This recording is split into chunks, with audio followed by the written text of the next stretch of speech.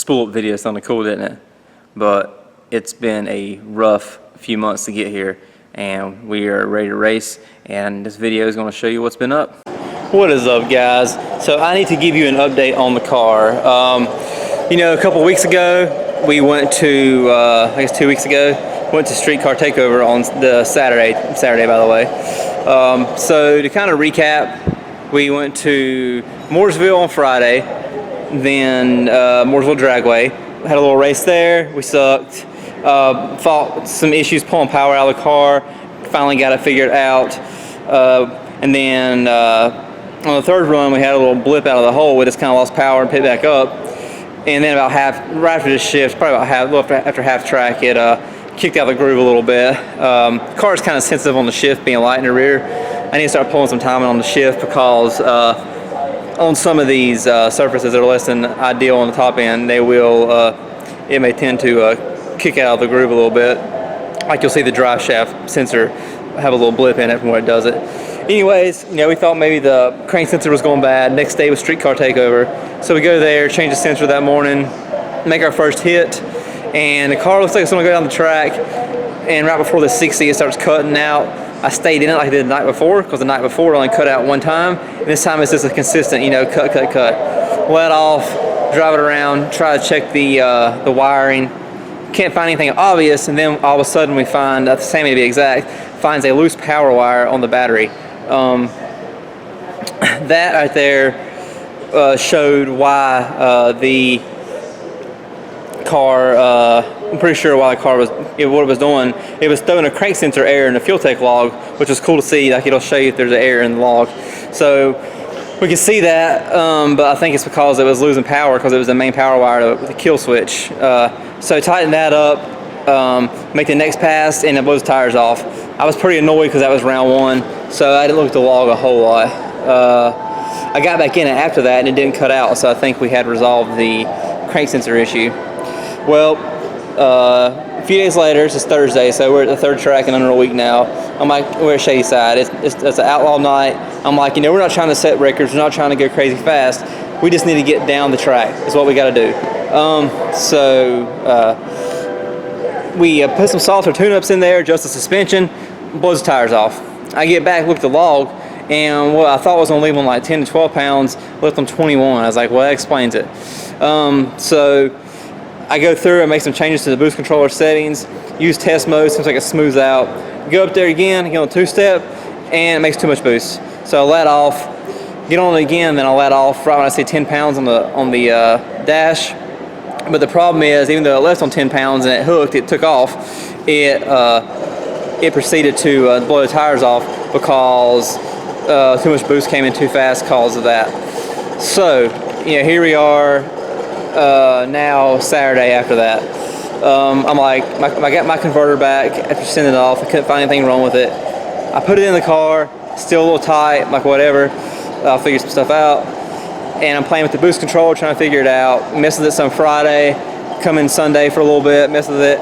Monday we're closed because of the holiday, so messed with it again. And Monday I ended up putting a set of new Fuel Tech solenoids on it. You know, I had borrowed some solenoids, or bought some solenoids from a guy second hand down at the last Carolina No Time race. So I did that and ended up, you know, we did that, it worked for a while until it didn't. A customer has some Fuel Tech solenoids here. They said I could try, so I grabbed them, threw them on there, and it seemed like it fixed the issue, so, you know, I ordered a new set to replace theirs. And I was messing with the trans brake one more time, and all of a sudden it doesn't work. So amidst all the crap, the testing, I burned the trans brake up. So this is where we're at now. Transmission's on the floor, I dropped it this morning. I got some racing on the screen here so I stay motivated. And here's what's next. You know, I don't really do the transmission stuff. I don't know what I'm doing. I haven't learned. I haven't tried to learn. It's John's thing. John's figured some stuff out and knows some good people. He's gonna mess with it when he has time. What I'm gonna do now is I'm going to actually, I'm gonna pull the old, so you know, the car's built on the old cam. I'm gonna actually pull the driver's side head off and put the degree wheel on it like I've always done and had great results. I'm going to check where the current cam's in at. Even though I put it back like it came out on the settings, I'm going to make sure that the cam's in the right spot and see if somehow something was, you know, we use a double adjustable deal, so a double roller adjustable deal. Even though, once again, I took a picture before I even pulled it apart, but I want to make sure everything's degreed in right. If for some reason it's off, maybe it's retarded, that would explain why the converter sucked all of a sudden when it worked great. So I'm going to check that. Then I'm going to put the new cam in with the degree wheel and check that too. You know, my new cam is the one we tried a while back and it didn't work, but I think at the same time we were battling another issue. So that's what I'm going to do, and I'm going to take some time to do it over the next few weeks, probably here and there, just because we're so busy. You know, I got to focus on the shop. The shop is important in the end because that's what pays for everything, and I just need everything to I just take my time and stop trying to rush stuff. So that's where I'm at. So let me start trying to pull his head off. I may get it off today. I'm not in a super hurry, but I just want to get it off and make some progress on things. That way I stay motivated. And I'd like to make the Carolina No Time race the second weekend of August, the 15th and 16th, I think, or 14th and 15th. So I have to get some work done. I can't just wait around to the last minute, or else I'm going to be rushing. And you know, you guys haven't seen videos from the past event on my channel because I've been so frustrated that showing you guys a bunch of spin sessions seems pointless to me, and you know, it's boring content. And even behind the scenes it sucks because I've been so mad that, or not really mad, just annoyed that I haven't filmed a whole lot. You know, that's why I'm making this video. So as you saw in the last video, you know, had the trans out, and John is currently tearing that down. I am getting ready to get the driver's side head off. The reason I'm doing that is I just want to throw the degree wheel on there and check everything again. I don't like doing it with the head on. Just, I feel like there's more chance for error. So I'm going to check out where the current cam's at, make sure it's where it should be. Because if it's not, then somehow it got moved, which it shouldn't have, considering I took a picture of the cam gear. But anyways, see where it's currently at, and kind of would give us an idea why it started becoming so difficult to get on the converter. So that's what I'm going to do here, and so let me get started. Alright, let me give you guys an update of what we found tonight. So when I first did the cam gear, I checked it a few times. It looks like somehow the old cam was retarded, 2 degrees or 1.5, you know, a little bit of variance there. Checked it a few times. Now it's odd that would happen, because I swear I put it back like it came out. I even went back and watched some of my old videos, but that's what happened. So most likely that would probably explain why I picked up a little bit of mile per hour, but had such a hard time spooling because it was 2 degrees to 1.5 or so retarded. So get the new cam in now. I switched to a single roller deal with our adjustment up here, and that is super fast. So we're going to try that. We've always run duals because we've heard before the singles break. If this one breaks, I guess I will learn the hard way. As for the transmission, this band here for reverse trans brake deal, very burned up. So we don't know when this thing was changed. We've never changed it. You know, had the transmission for a few seasons now, and the guy John got it from, you know, who knows if it was even changed then. You would assume so, but we had a few rebuild kits for these things in the cabinet, and not a single one has one of these reverse bands. So that, and in the process also, it definitely what was this, a Sprag you said, John? Yeah, it kind of marred this Sprag outer shell up, so I'm going to get one of those too, I think. But everything else in the trans looked okay. As you can see, everything looks good here. All that black crap is from the 3 bond we use on the Enemies Racing Australia gaskets because they're gangster. Yeah, we got them off here.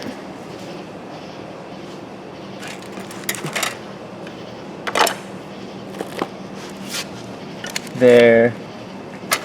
is no impression in the deck. Sorry if it's light, I'm really terrible at this. So if anything, you can barely scratch that with your fingernail, but what you see, the darkness, is actually just from the 3-bond and where it, it gets pushed in there to the surface a little bit. But so we don't have to, it's not like some gaskets out there where you gotta get the heads machined after the fact. And these gaskets are a lifetime gasket unless you really mess up and blow the deck out and destroy the gasket. The ring itself is what's so expensive. Anywho, let me wash my hands here, wipe them. Productive night. Makes me feel better about the converter. I never doubted what they did. I just didn't understand why all of a sudden things didn't work and nothing made sense, but you'll have that sometimes. So I'm going to, I'm not finished putting this together tonight, but I just wanted to get to a good point, and I wanted to see some things, and I definitely did. So I will, probably Saturday, if anything, at least I'll get the head back on. And I think John's got me a list of what I need to order for the transmission. But that's where we're at. Just wanted to show you guys how well the heads are sealing with these Enemies Racing Australia head gaskets. This, obviously a smear right here is all that is. But I got cleaned the heads up from the 3-bond that we put on to seal the gaskets, and then of course clean the gaskets up. But you can tell there are no signs of any pressure escaping out of the combustion chamber. Same goes for the gasket here. A lot of times on LS9s running really fast with them, you may not see a big rise in coolant pressure, but you still see some little signs that there's potentially some pressure escaping, which you expect on a $45 gasket. The deck as well looks fine. So what's funny about this block is this thing was sleeved really crappy from GM from the get-go. We noticed the first time we ever pulled the heads off, we hurt a gasket in Bristol when it went lean due to my own self-inflicted issue. And what really caught our attention, actually no, I'm sorry, it was before that. We noticed we took it to get it machined that they were really off. But the problem is if they use like a boring bar or something and actually get everything even, the 20 thousandths pistons it may not have worked because it could take 40, 60 thousandths to get everything where it should be. So we left it alone. But you can even see on top of the sleeves, like where almost like the valves have just barely nicked the sleeve a little bit. So this block was done really crappy from GM, but man, has it worked. But just wanted to show you guys this. I'm going to get this head in the block. What is up, guys? I need to give you an update. I have been terrible at making videos and keeping everybody in the loop. Just been busy and unmotivated and tired and old and all these other quitter excuses. So I need to stop being a loser. Anyways, here's the car. What I did was I put the new cam in, and this is a different timing set. We've always used a double roller, but we're going to try this single roller deal. And of course I'll put the dampener back in there. And the reason I did that was for the timing adjustment. It's a lot easier that way. I really feel like somehow when I put the old cam back in, the timing got off. It doesn't make sense because I put it back like it was. But with how the car's spooled, that's really the only thing that makes sense, that it both lost front half and picked up mile per hour. I retarded the camshaft, and that's what happened. So I'm trying to find my stuff here. This time right here, I put the new cam in. I checked it a couple different ways with the degree wheel. I wrote down some settings, and we're going to try some stuff. And to make adjusting the cam easier, I got this 2-piece Edelbrock cover. So check it out. I can pop that guy off, and that way I don't have to pull the balancer and all that crap off to do the cam gear anymore. Another thing is, this block has time certs in it. The other day I was putting the head back on. This is Tuesday night, and I had a time cert slip. And man, take the fact that I'm struggling to work on it anyways because I'm so unmotivated, and add that happened. I was like, I didn't care. But I went home, calmed down, got off the ledge, and I ended up finding a company that makes oversized time cert kits. So I got that $500 later, and I'll have it again at least if I need it, and for customer stuff. So it's this is your standard GM kit that I'm currently forever borrowing from the dealership I used to work at. They're very nice people, thankfully. And this is the new kit I just bought. If you compare like one of these studs right here or one of these threads, this is almost twice the thickness as your typical time cert. Obviously same thread pattern, but just a lot more flange there. So did that earlier, just finished torquing the head on, and didn't have any more thread slip. So my heart, I was able to get it out of my throat cause I was definitely, just not feeling good about it. But now where we're at, I'm getting ready to go on vacation, so I'm gonna hopefully relax over the next couple days, week or whatever, and come back with some motivation. Another update is the transmission is almost back together. Still waiting for a heavy duty spring to come for the reverse servo. But we did burn the band up, as you saw the other night, and John was able to get in there and replace that. But so anyways, that's what's been going on. I've just been terrible with content because of that. The shop, we've been fortunate to stay super busy, and it's an all-day thing. You come in usually an hour or two or more before we open and start getting things going and trying to get my day the way I want it. And then I'm usually here an hour, usually hour and a half after we close, trying to finish things. And with just it's hotter weather, and once again I'm being an old whiny person. It's just wore me out, but I'm trying to get motivated, trying to get pumped up again. And not tearing another time cert out certainly is better for my optimism there. But I'm gonna piddle with this thing a little more before I gotta head out for the day, and then it'll probably be another close to a week before I get a chance to mess with it again. But at least I won't have to go on vacation and think about the heads being jacked up. What is up, guys? Saturday before Carolina No Time, August 13th and 14th. So really my last chance to get this thing right. I ended up going with a new converter from Ultimate Converter Concepts. Other one's 9.5. This is a 9.8. It's a little bit bigger core. But I wanted to have the adjustability to change stators myself, because between shipping and having to deal with freight companies is a pain. I made the 8-hour drive or 8-hour round trip last night. Got home at like 1 this morning, because last time I tried to overnight one on a Saturday, the UPS driver was very lazy and did not drive around the building. Thus I wasted $130.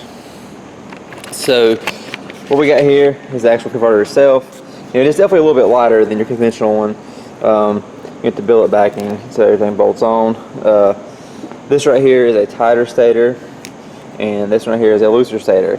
So I've got some adjustability, then of course we have the one that's in there, which we will start with. And hopefully it'll stay in there because I'm tired of pulling this transmission out. And but cross my fingers, that is the last part we got to do. As the past couple months, ever since I changed the cam, I started a whole snafu of issues, which wasn't anything to do with the cam. It's just something did not jive. We put the old cam back in, car wouldn't spool even with that. So who knows what happened? It's really irrelevant. I just know now that it is, hopefully we're going to be right now, and that's what matters. And what's cool about the converter is I have a lot more adjustability for the future if necessary. But anyways, let me start getting this thing back together.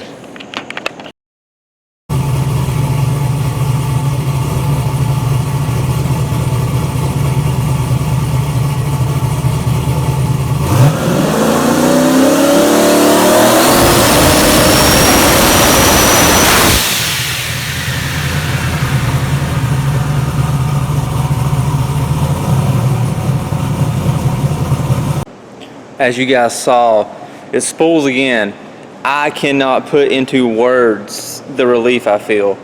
I was sitting there holding the trans brake, and I was like, man, I was afraid to floor it, because if it didn't work, I knew the only option I had left was to just push the car off the Pro Jacks and start over. But it's hard to put into words, man. I've been fighting this issue for like 2.5 months now, and even if it's loose down track, you know, we got stators, we got some things, we'll fix it. I got the 3-step enabled, which is helping a bit. You know, so basically, usually leave it 44, 4500. At the moment in the video, that video is hard to tell, but it shot to 5200, and once it makes 10 pounds, which is really fast once it gets down there, it pulls down to 4400. So the higher RPM helps it, you know, build the boost quicker. The trans was only like 150 degrees in that last video, and it made, you know, 14 pounds in 3 seconds. So, which once again, it seems like it might be a little loose, but also we have that bigger core now with the converter, so it could make it grab tighter up top with since this car is not that heavy. But you know, we have a backup stator just in case. You know, like I showed you earlier. So this right here is the tighter one, so this one right here we won't need. But I was down there and I was like, man, let me just grab another one just in case, cause you know, I was just so afraid it would not spool. But I'm stoked. You know, it's been a rough couple months trying to troubleshoot this thing. Also, the issue we were having with the boost running away from us on the line is holding now. It'll hold flat 14 pounds like it was before. I did change the solenoids. You know, I had bought some solenoids at the Carolina No Time race back at House of Hook, and I switched them over. And I don't know if something happened to them, but all of a sudden, you know, I bought them used, but they just were not regulating anymore. So I bought another new set of Fuel-Tech solenoids, and I just kind of twisted the wires together in place and ran the vacuum lines, and they work. But like I said, guys, it's hard to even put into words how happy I am about this. I'm gonna change the oil and stuff, so I need to go buy some oil. I'm excited. I'm finally happy to want to race again. So hopefully it doesn't do anything to make me mad before at least I get one, you know, decent hit out of it. And also had to buy some more fuel last week because apparently I almost ran out. I was basically out before we went to Streetcar Takeover, but you know, we didn't do good enough to use enough fuel to matter. But that's the empty barrel there. And of course, as always, that's our guys right there. So we'll see. You know, the converter, we still may have to pull it out and change the stator. Fingers crossed we don't, because it'll suck at the track. But I'm just glad it spools again. And you know, in my opinion, it's easier to start looser and work your way up than the other way around. But let me finish getting these solenoids installed, and I'll see you guys then. She's race ready, guys. And this is the best I felt about going to the track in a minute. You know, when we went to Streetcar Takeover and the race at Mooresville the night before, and the race at Thursday the week after Streetcar Takeover, I was on a borrowed converter. We had some trouble to figure out some bugs, etc. And that's when we found more issues too, with the boost trying to run away. Anyways, this thing is ready now. You know, it's been a rough couple of months as far as like trying to get this thing figured out, because the shop is just crazy busy, and you know, I'm old, so it wears on me. I think I've said that a lot, and I just want to reiterate, I'm old, and you know, doing this, you know, the racing's a hobby. It's just one of those things that kind of has bled over into my job as well. But not the racing part, working on race cars and street cars.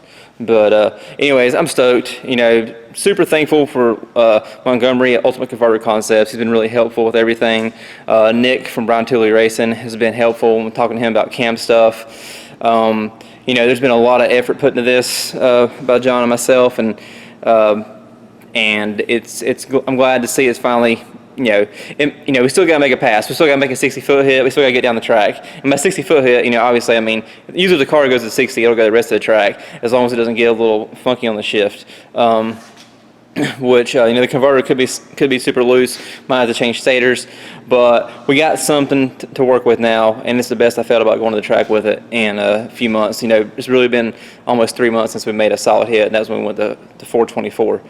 But, anywho, that is where we're at. I'm going to get home, get some rest, and hopefully edit some videos so you guys can see what's up. Make sure you like, share, and subscribe. And by the way, we have stock Block the World shirts now. They are on the website. You can get them, and they are awesome. And you make people think you're cool, and that's what matters. So buy the shirts.